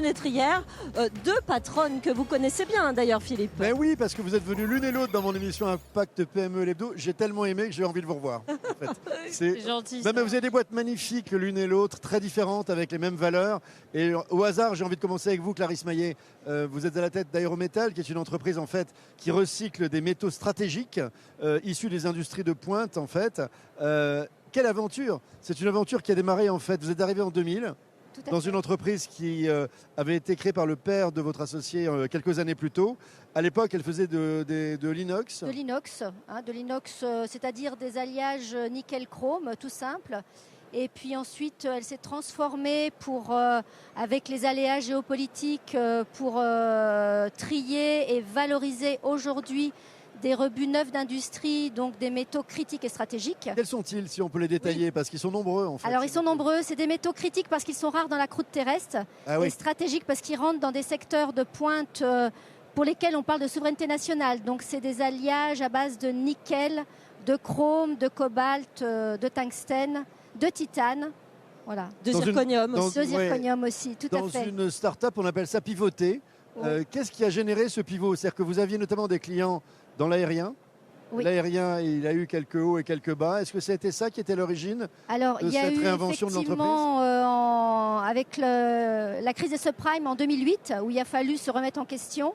Et puis, ce qui a vraiment fait le pivot, c'est le Covid, qui est arrivé en 2020. Et là, il a fallu se remettre en question, puisqu'on faisait 40% de notre chiffre d'affaires avec l'aéronautique. Et donc, du fait que l'aéronautique ferme, il a fallu se réorienter sur d'autres secteurs d'activité. Et aujourd'hui, l'aéronautique revient, d'où un agrandissement. Donc, un bâtiment qui est en train de sortir de terre. Vous changez de site, c'est ça. Vous avez besoin de place. Et c'est ça qui est extraordinaire. C'est qu'à la fois, on a l'impression que tout s'arrête pendant le Covid. Et 5 ans plus tard, à peine, il faut créer un nouveau site de recyclage. Tout à fait. Parlez-nous de ce site. Il sera prêt en 2025. Alors, il sera prêt. Donc là, il est en train de sortir de terre. Il sera terminé au 31 décembre 2024. Et c'est un site qui sera totalement décarboné. Et puis qui sera autonome au niveau de l'eau. Puisqu'on a essayé de travailler sur cette Voilà, il faut vraiment qu'aujourd'hui les entreprises pensent à la planète et on est vraiment dans une optique environnementale. Mais Clarisse, je veux que vous nous racontiez, parce que c'est un projet formidable, vous ne l'avez pas encore dit. Non. Vous avez dit à vos équipes, on va construire l'usine idéale. Tout à fait. Imaginez-la, Voilà. sans contrainte a priori. Non, au départ, je leur ai dit, voilà, on est à l'étroit, il faut me dessiner. Vous avez 6 semaines pour me dessiner votre usine idéale. Ils n'avaient jamais fait ça, bien sûr. Ah, non. Ils l'ont imaginé. Ils l'ont imaginé. Ils ont mesuré leur poste de travail. Ils l'ont dessiné sur des feuilles blanches et ils nous ont mis ces feuilles blanches sur des grands calendriers banques un peu rigides. Et puis, on arrivait à 20 000 mètres Voilà, carrés. sauf qu'ils voulaient 20 000 mètres carrés, vous ne pouvez pas vous les offrir. Ça faisait un peu trop. Ça a été retombé à 10 000 10 000, mais c'est suffisant. C'est largement suffisant. Et cette usine rêvée par vos salariés, Elle arrive. elle arrive. Elle arrive. C'est quand même incroyable. Elle est livrée fin février, déménagement en mars. Et on est déjà sur une autre optique. On est sur l'intelligence artificielle. On va en parler Ouais. dans un instant. Mais j'aimerais rester sur l'aspect décarbonation qui s'invite finalement dans toutes les entreprises.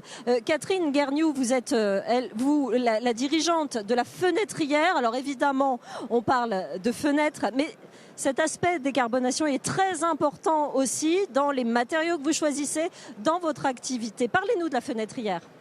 Alors, nous, ce qui est important aussi dans notre société, Clarisse a aussi cette approche, c'est justement d'avoir quelque chose qui soit cohérent avec une traçabilité de nos matières. Nous sommes Origine France Garantie. Je pense que ça, c'est un point qui est important, surtout pour l'utilisateur final.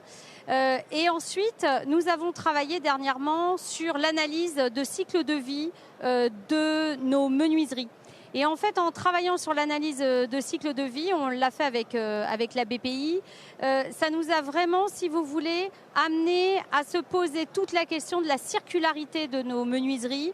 Comment donc l'approvisionnement, comment également la fabrication pour améliorer le process de fabrication, diminuer les chutes de production, ces chutes de production, comment les revaloriser et ensuite comment amener une durabilité de vie à nos menuiseries. Donc ça c'est vraiment très complet, c'est concret. Et c'est ce dont on a besoin pour aussi amener une transition. Et puis, comme vous le savez, la menuiserie fait partie de l'isolation thermique des bâtiments.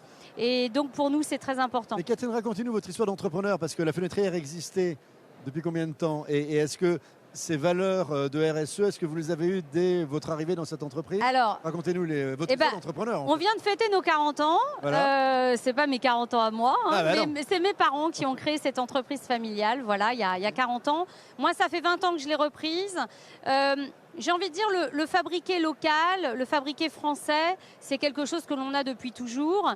Cette circularité, je l'ai apportée il y a à peu près une quinzaine d'années, quand j'ai compris la rareté qu'on va avoir sur les matériaux. Alors, Clarisse nous a expliqué justement ces matériaux rares qu'elle travaille. Nous, à travers, on travaille l'aluminium, on travaille le PVC. Le PVC, on sait ô combien il faut faire attention à l'usage du plastique, mais une menuiserie qui est bien gérée, eh bien justement, c'est aussi une menuiserie qui est efficace dans le temps et économiquement parlant. C'est intéressant de parler, de penser son entreprise à travers ce genre de notions. Évidemment, c'est obligatoire aujourd'hui, cette décarbonation, mais ça va finalement dans tous les secteurs de l'économie. Nous accueillons également Vincent Defrane, fondateur d'Ayak. Bonjour Vincent, bonjour. Ravi de vous retrouver. Vous êtes aussi champion olympique de biathlon. Et depuis quelques années, vous êtes finalement un entrepreneur avec cette marque de vêtements techniques, mais cette démarche environnementale qui est importante dans le vêtement et l'industrie du vêtement. Et bien finalement, vous l'avez pensé aussi dès le départ sur vos produits. Oui, c'est ça. Bonjour tout le monde. Bonjour mesdames. Bonjour Philippe, Sandra.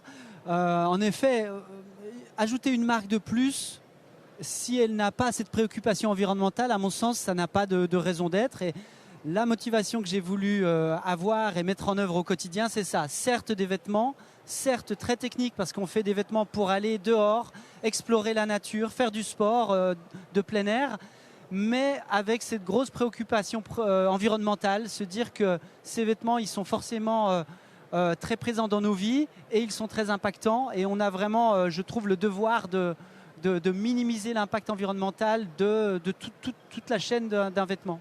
C'est né quand en fait, Vincent? Et comment est-ce qu'on passe, ça me fascine toujours pour être sincère, d'une carrière de champion absolument incroyable à l'entrepreneuriat? C'est génial, ça ne doit pas être simple. Ah non, c'est pas simple. C'est pas simple du Comment tout. vient l'idée? Comment s'est passée cette transition dans votre vie professionnelle? Alors ça s'est passé quand même par étapes parce que moi j'ai arrêté ma carrière en 2010, ça remonte un petit peu et puis j'ai eu quelques activités qui m'ont formé à différentes activités, à différents métiers. J'ai travaillé pour le comité olympique, pour l'entreprise, le groupe Somfy. Et ça, ça m'a mis un peu le pied à l'étrier à autre chose que de faire du ski avec une carabine, en effet. Et puis, en effet, c'est pas simple d'imaginer une marque et puis de concrètement créer une entreprise et puis la lancer et la développer vraiment from scratch. Moi, je suis pas un athlète qui est venu sur une marque existante. Bien sûr. Le jour 1, j'étais seul avec ma tête et une feuille blanche. Et c'est ça que j'adore dans l'histoire, voilà. c'est magnifique. Ouais, comment on fait? Par quoi on commence? Comment est-ce qu'on va trouver les bonnes compétences? Comment on imagine ce rêve qui finalement se façonne peu à peu? Alors moi j'ai commencé déjà en rencontrant plein de monde et c'est vrai que j'ai rencontré plein de monde qui était très volontaire et très volontiers à m'aider, à m'accompagner. Donc j'ai rencontré des gens qui étaient chez Salomon, qui étaient chez Rossignol, les belles entreprises françaises dans ce secteur de l'outdoor, qui m'ont partagé plein de choses, qui m'ont gentiment conseillé, répondu à mes questions. Donc j'ai rencontré plein de monde, j'ai écouté beaucoup d'émissions, beaucoup de podcasts, soit sur le textile, soit sur... vous voyez, finalement. Ouais, clairement. Parfois un bon job. Mais vraiment, je me suis formé avec de l'écoute, beaucoup d'écoute. Et puis, de fil en aiguille, un contact m'en proposant un autre, etc. Et puis après, go, feu, je passe d'une idée à un projet et puis une activité. Et puis, il y a des gens que ça a vraiment convaincu. Vous avez quelque chose à nous annoncer, Vincent, finalement, vous avez réussi à faire de ces vêtements. Alors, on parlait de premium tout à l'heure, des vêtements techniques incroyablement demandés, justement parce qu'il y a derrière une démarche environnementale, il y a une démarche technique très aboutie. Tout ça, finalement, commence à payer, en fait. Ça commence à payer, en effet. On reste une jeune marque et une petite entreprise. Mais en quelques années, en effet, on a réussi à montrer que la technicité et l'éco-responsabilité, c'est mariable. C'est pas simple, mais c'est conjugable et c'est mariable. Et ça demande des challenges. Et en effet, on avance plutôt bien. Alors, on reste modeste parce qu'on sait que la route est longue. Et on espère que le chemin sera encore très, très long, en effet. Mais en effet, moi, j'ai envie de m'entourer de gens qui sont experts et profonds. Experts dans certains domaines dont j'ai besoin. Et puis profonds sur cet attrait et cet amour de la nature. Oui. Et en effet, Sandra, je pense que vous faites allusion à l'arrivée de Mike Horn. Et oui. C'est le plus grand explorateur contemporain. Quelqu'un d'assez incroyable dans son rapport à la nature, dans sa connaissance de notre monde. Il a quand même fait le tour de l'équateur, il a fait 27 tours du monde en voilier. Enfin, Mike, c'est quelqu'un d'expert et de profond dans son amour, de profond dans sa réflexion par rapport à l'environnement. Et aujourd'hui, en effet, on est super content d'annoncer qu'il nous rejoint. Il me rejoint dans la marque. C'est ça le scoop. Et oui, vous n'avez pas encore compris le scoop. Voilà. Il va porter les vêtements Hayak. Alors, il va les porter, il va même les développer avec nous parce que c'est pas quelqu'un qu'on a pris pour faire des photos uniquement. Il nous rejoint, il est actionnaire de la marque, il va être directeur développement des collections exploration. Et ça, ça va dans le sens de ce que j'ai envie et ce dont on a besoin. Des gens profonds, comme je le disais encore une fois, et des gens qui ont cette expertise, cette finesse. Lui, c'est quelqu'un, il a passé des mois entiers dans une tenue. Donc, il sait les côtés anti-odeur, il sait les performances de telle ou telle fonctionnalité. Donc, moi, j'apporte le côté sport, il apporte le côté exploration. On se retrouve sur ce côté nature et dépassement de soi. Et je suis très content de ça, oui. Où sont vendus vos produits, en fait? Quel est le circuit, le canal de distribution? Ouais, alors on privilégie aujourd'hui, certes on a de la vente en ligne via notre site et des partenaires de vente en ligne, mais on privilégie la boutique physique. On a un réseau un peu plus d'une centaine de boutiques physiques, surtout en France. En mais succursale aussi ou en partenaires qui vendent vos produits? En partenaire wholesale, vraiment ce sont des boutiques multimarques. Vous n'avez pas de magasin à la marque? Pas encore. Ça c'est dans 2 ou 3 ans. Non, c'est un projet. Voilà, c'est un projet. Il faut un flagship. Oui, c'est vrai que ça incarne encore aussi la marque au-delà des personnes. Bien sûr. En effet, on est en France, en Autriche, en Allemagne, en Suisse, en Italie et on vient de commencer en Angleterre. J'adore parce qu'à chaque fois que je reçois Vincent, ça explose finalement. C'est extraordinaire cette marque qui avance en permanence. On parlait d'innovation il y a un instant. Ça me ramène à ce qu'on disait tout à l'heure, Clarisse, l'importance de l'innovation quand on est patron d'une PME. Parfois, on aurait peut-être envie de freiner un peu parce qu'il y a un contexte, parce que c'est un peu inquiétant. Mais innover, il faut toujours faire ça. C'est aussi ce que vous faites chez Aérométal. Oui, ça c'est très important. L'innovation, ça fait fait partie de l'ADN d'une entreprise. Et puis aujourd'hui, il y a aussi toute la stratégie qui est en place, à laquelle il faut répondre. Ça prend quelle forme, vous, chez vous? Alors chez nous, c'est la décarbonation, c'est la mise en place, il faut aussi qu'on puisse... Alors la décarbonation, pourquoi? Parce qu'on a un plan de continuité d'activité auquel on doit répondre, puisqu'on travaille avec des grands groupes nationaux. Stratégique. Voilà, c'est très stratégique, puisqu'on travaille avec la défense, avec... L'aérien, de nouveau? L'aérien, donc il faut qu'on puisse leur fournir sans rupture des métaux. Et pour cela, il faut qu'on soit autonome en énergie, autonome en eau. Donc on a mis en place des panneaux photovoltaïques avec une centrale qui va pouvoir stocker la fabrication de cette électricité. Et aujourd'hui, on va être autonome à 80% de avril à octobre.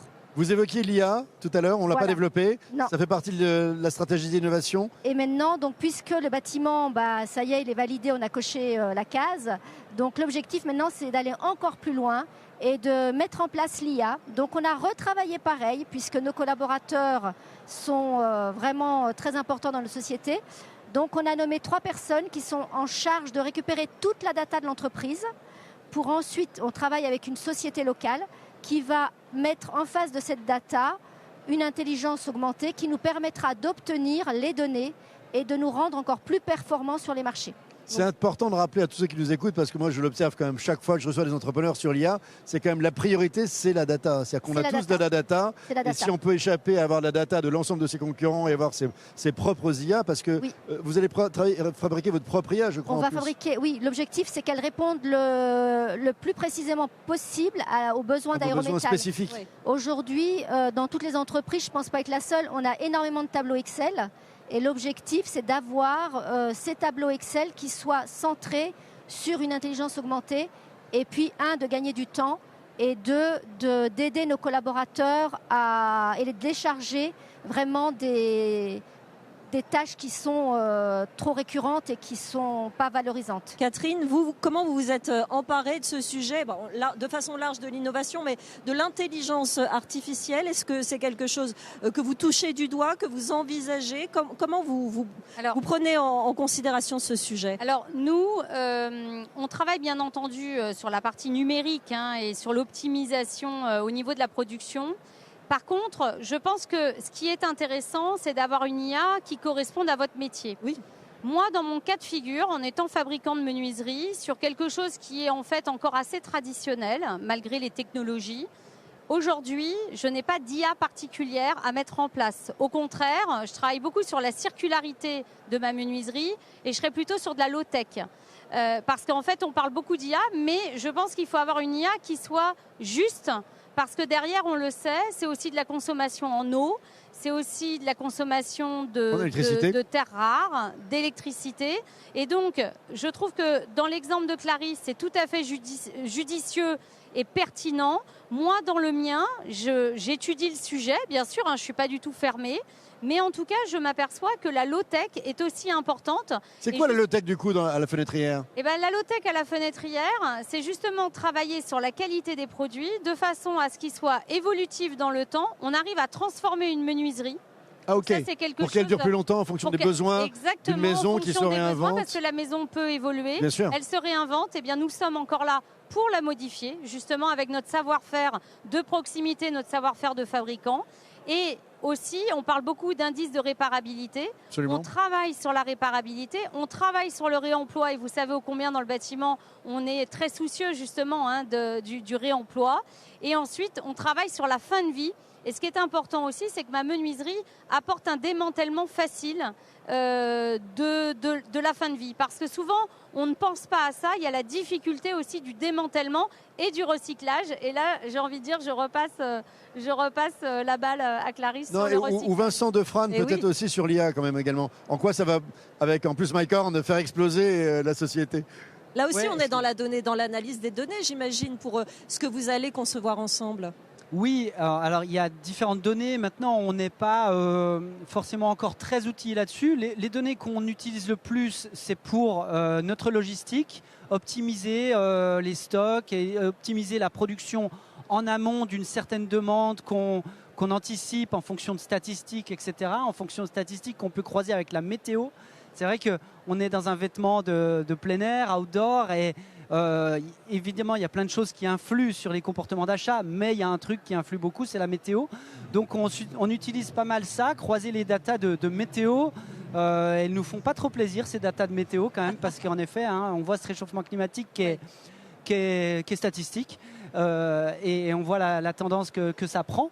Mais ça renforce notre envie et notre motivation quelque part sur ces sujets de recyclage, d'utiliser les matières recyclées, d'utiliser vraiment toutes ces techniques qui permettent de minimiser, comme on le disait au début, l'impact environnemental des vêtements. Mais alors l'IA, on est plus, nous, sur une utilisation de petites équipes, sur de la création, de la créativité, plutôt que sur vraiment le produit.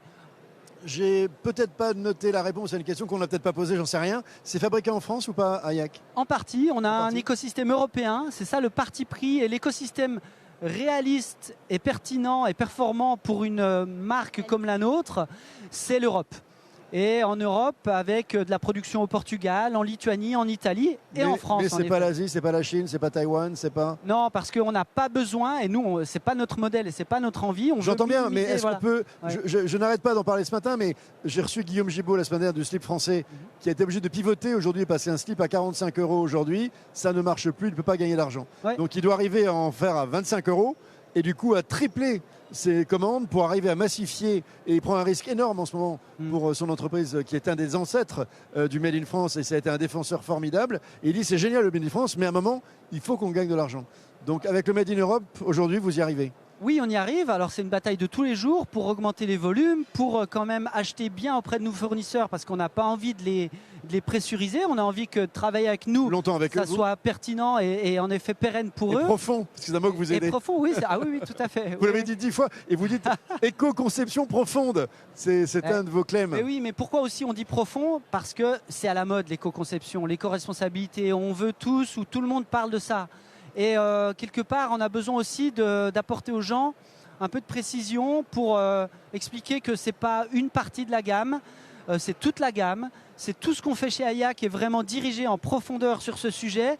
Et parce que c'est facile de faire un t-shirt parmi 100 qu'on va faire en France ou qu'on va faire pas loin en coton bio pour orienter tout le marketing là-dessus. Et dans ma tête, en effet, j'ai beaucoup j'utilise souvent ce mot profond, c'est soit pour la franchise ou l'envie, mais c'est aussi pour le détail dans lequel on va. Le polyester recyclé qu'on utilise, c'est pas du polyester recyclé mais chimiquement, il est recyclé mécaniquement. En Italie, parce qu'on veut pas le prendre très loin pour le faire venir à coût de carbone. Tout ça a son importance, vous avez raison de le signifier, Vincent Defrane. J'aimerais qu'on parle, pour terminer, d'un sujet qui intéresse les PME. Peut-être que c'est en stand-by chez vous, peut-être qu'au contraire ça marche très bien. Le recrutement, vous en êtes où dans vos recrutements? Est-ce que vous avez du mal à recruter dans vos industries à chaque fois qui sont assez particulières? Clarisse, j'ai envie de vous poser la question. Le métal, c'est un savoir-faire, c'est un domaine particulier. Vous en êtes où, vous, dans votre politique de recrutement? Alors nous, on a une politique salariale et sociale qui est assez avantageuse pour nos collaborateurs. Donc moi, j'ai la chance de ne pas avoir de difficultés à recruter, puisque comme on travaille beaucoup par compagnonnage dans l'atelier, ils travaillent, eux, par cooptation. Ils me ramènent des gens de leur famille, des voisins, et j'ai la chance de ne pas avoir de difficultés. Mais on peut apprendre? Il n'y a pas besoin d'une... Il n'y a pas d'école qui forme pour venir travailler chez moi. Donc je prends tout horizon.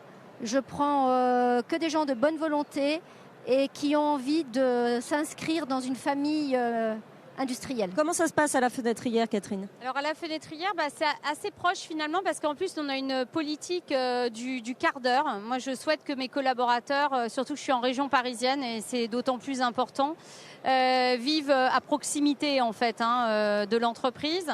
Donc on est aussi sur de la cooptation, et moi je suis beaucoup sur l'inclusion, parce qu'en fait souvent j'aime les personnes qui ont plus un savoir-être qu'un savoir-faire, et j'aime bien les profils assez atypiques. Et ensuite, on les accompagne en fait dans la formation de notre métier. Alors bon, il faut savoir quand même que nous, on a des formations dans le bâtiment. Bien sûr, les menuisiers, on a des CFA qui sont spécialisés. Mais après, chacun a son ADN. Et donc, on travaille avec des personnes qui ont des cursus de menuiserie, mais pas que. Et on est aussi sur de la cooptation. On travaille beaucoup aussi avec les missions locales pour accueillir des jeunes qui sont à proximité de chez nous. Vincent, très vite, jeunes de votre côté, vous avez du mal à recruter ou ça va très bien chez Hayac? Non, alors non, on n'a pas vraiment de mal, mais on est une jeune équipe, petite équipe, on est une dizaine, et donc on augmente petit à petit. Plus Là, on va sain. lancer Plus sain maintenant. plus sain, ouais. Et pas n'importe qui. Non, c'est vrai, on est super content d'avoir Mike. Et puis on va lancer sur LinkedIn demain une offre pour un chef produit qui va nous accompagner aussi. Enfin voilà, donc on fonctionne beaucoup de manière très simple. Et en tout cas, je crois que ce qu'on propose séduit pas mal les candidats et notamment les jeunes, pas que. Et je crois beaucoup ce que vous disiez, l'envie, la compétence, le diplôme, pourquoi pas, mais l'envie d'apprendre, le savoir apprendre, parce que grâce à plein de choses, notamment sur le digital, quand on a envie de se former et Le qu'on y met un savoir-faire, peu de ça cœur, s'apprend. on sait le faire. Exactement. Merci à tous les trois. Vincent Defrane de chez Hayac, Clarisse Maillet d'Aérométal, Catherine Guerniou de la Fenêtrière. Merci d'avoir parlé de vos entreprises. C'était un plaisir, Philippe Bloch, de On vous le refait accompagner. quand tu veux, avec grand Exactement. plaisir. Avec vous sur BFM Business.